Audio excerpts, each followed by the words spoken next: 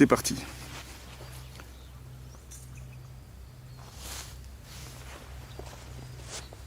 Donc voilà la longueur de l'étrivière qui est nécessaire pour pratiquer le trot assis, pour apprendre le trot assis,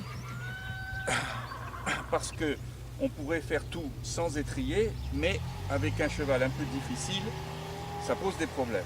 Donc en règle générale, pratiquer le trot assis avec l'étrier dont la semelle supérieure arrive à la jonction du talon et de la botte. La jambe est droite. Si la personne montait sans étrier, ça donnerait cette position. Donc on va remonter un tout petit peu, mais on a quand même une jambe très droite. Et donc là maintenant, on va passer aux explications qui sont essentielles au trot assis.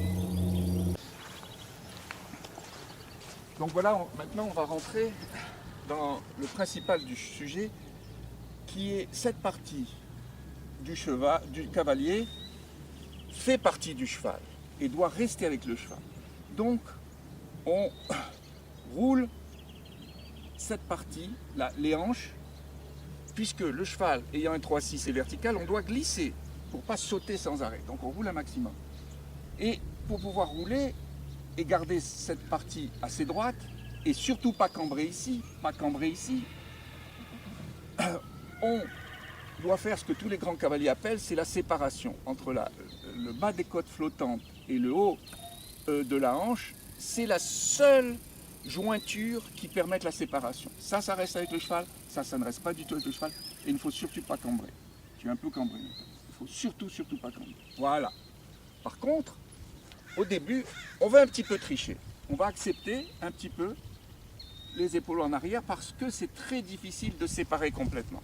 Donc il ne faut pas paniquer, on met un peu les épaules en arrière, mais c'est ça, absolument ça qui doit basculer et la séparation doit absolument exister. Donc c'est le but de la manœuvre.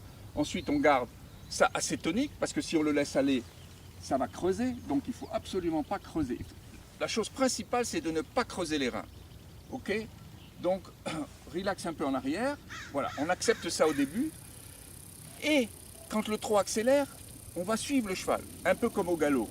C'est-à-dire, quand on devient très bon, on suit naturellement. Mais pour apprendre, on va rattraper le cheval. Comme le mouvement d'essuyer la selle au galop, on va essuyer la selle au trot. Uniquement avec les hanches. Le reste est indépendant puisqu'on a à voir absolument les mains indépendantes.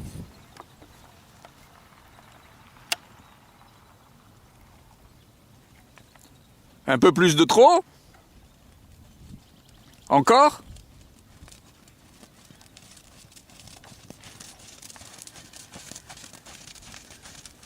Je pense que c'est parce qu'il y a des gens qui n'ont pas naturellement le...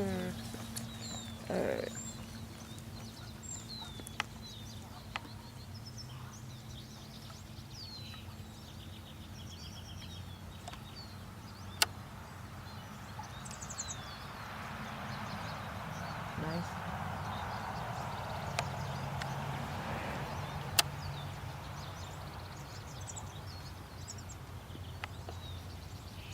Tu pourras remarquer, les épaules sont en arrière. Ouais.